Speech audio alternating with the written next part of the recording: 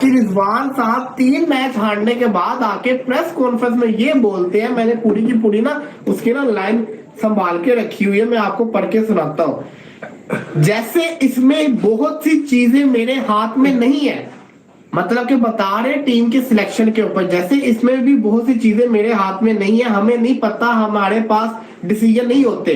उनकी बात है, उन्होंने की, जो फैसला उन्होंने किया हमने एक्सेप्ट कर लिया। ये क्या कहना चाह रहे हो आप? ये बताना चाह रहे हो कि डमी कप्तान क्यों कह दिए? कल मैच हारने के बाद मोहम्मद रिजवान ने जब प्रेस कॉन्फ्रेंस में बात की तो उन्होंने खुलेआम ये कह दिया कि सर हमारी तो चलती नहीं है, ऊपर से ऑर्डर आते हैं, हमें जो कहा जाता है हम चुप करके मान लेते हैं। ये रिजवान के मुंह से मसले ही सारे के सारे ही है कि मुश्किल से एक मैच जीत जाए तो पूरा एक्स जो है वो इनके ट्वीट से भर जाता है। मुश्किल से अगर ये लोग जिसको कहते हैं जब सीरीज हारते हैं, वो तो रेगुलर हारते हैं, तो फिर जिसको कहते हैं ब्लेम गेम शुरू कर देते हैं। आपने एक बहुत ही सेल्फिश स्टेटमेंट दिया रिजवान साहब। नहीं है, ये मोहम्मद रिजवान की मनमर्जी की टीम नहीं है। और अब मोहम्मद रिजवान ने खुद प्रेस कॉन्फ्रेंस में कह दिया कि मेरे हाथ में काफ़ी चीज़ें मेरे हाथ में नहीं है। तो कप्तान के हाथ में वो क्या कहना चाह रहे हैं? पहली बात तो ये समझने में कोई मुश्किल नहीं है। कप्तान के हाथ में 2 चीज़ें होती हैं, एक जब आप स्क्वाड बनाते हैं वो, दूसरा जो आप प्लेइंग 11 बनाते हैं। रिजवान, आप पाकिस्तान क्रिकेट टीम के कप्तान हो, आप पाकिस्तान क्रिकेट फैंस की जान मान और शान हो। परफॉर्मेंस होना ना होना बिल्कुल एक सेपरेट चीज है। आप किसी के गुलाम नहीं हैं, आप पाकिस्तान के कप्तान हैं। जब मैं सोचता हूं ना पाकिस्तान का कप्तान, तो मेरे सामने किसी का चेहरा नहीं आता, मेरे सामने पाकिस्तान का झंडा, हमारा सितारा और पाकिस्तान क्रिकेट टीम का लोगो आता है। था, उन्होंने फैसला किया, उन्होंने जो कहा डिसीजन लिया, हमने ले लिया। इतना दम रखते हो तो उन्हों का नाम भी बताओ।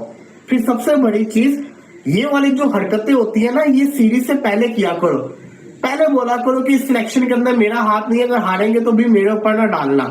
एंड के ऊपर हमेशा से पाकिस्तानियों को ये मसला है। फिर वो एक T20 मैच जीते थे, वो आगा साहब ने ट्विटर पे ट्वीट कर दिया, ग्रेटेस्ट कप्तान बन गया पाकिस्तान। 11 बनाते हैं वो, ये दोनों कप्तान के हाथ में अब नहीं रखी हैं, जो कि मुझे लगता है कि सरासर ज्यादती है कि कप्तान को टॉस के लिए रखा हुआ है आपने, वो भी किसी और को भेज दें। फिर मतलब क्या जरूरत है? फिर कप्तान, अगर कप्तान की अपनी मर्जी की टीम नहीं है आपकी, मतलब एटलीस्ट जो स्क्वाड आपने बनाया वो अपने अपना के अपने राय रखी, कप्तान को इतनी इंपॉर्टेंस नहीं दी, तो फिर प्लेइंग 11 में जरूर होनी चाहिए। अगर प्लेइंग 11 में भी नहीं है तो फिर कप्तान क्या करेगा? मतलब उसको पता है किस खिलाड़ी को कहां पे यूटिलाइज करना है। पाकिस्तान, अगर तो पाकिस्तान की कप्तानी करनी है तो ऐसे करो जैसे कप्तानी करने का हक है। अगर तो आप एक डमी कप्तान हो, जो कि आप हो, आपको अगर ऊपर से ऑर्डर आते हैं, ऊपर से ऑर्डर का क्या मतलब है कि जी, जो मैंने आपको बताया था कि सिलेक्शन कमेटी प्लेइंग 11 डिसाइड करेगी, कप्तान को कोई राइट नहीं होगा। मेरी अभी पाकिस्तान की सिलेक्शन कमेटी ने एक आइडिया रखा, चेयरमैन साहब के सामने पेश किया, चेयरमैन साहब की अप्रूवल के बाद ये बात, क्योंकि अकेली सिलेक्शन कमेटी इतनी हठधर्मी कर नहीं सकती है, तो चेयरमैन साहब की अप्रूवल है इस बात के ऊपर कि कप्तान डिसीजन मेकर नहीं होगा सिलेक्शन को लेकर।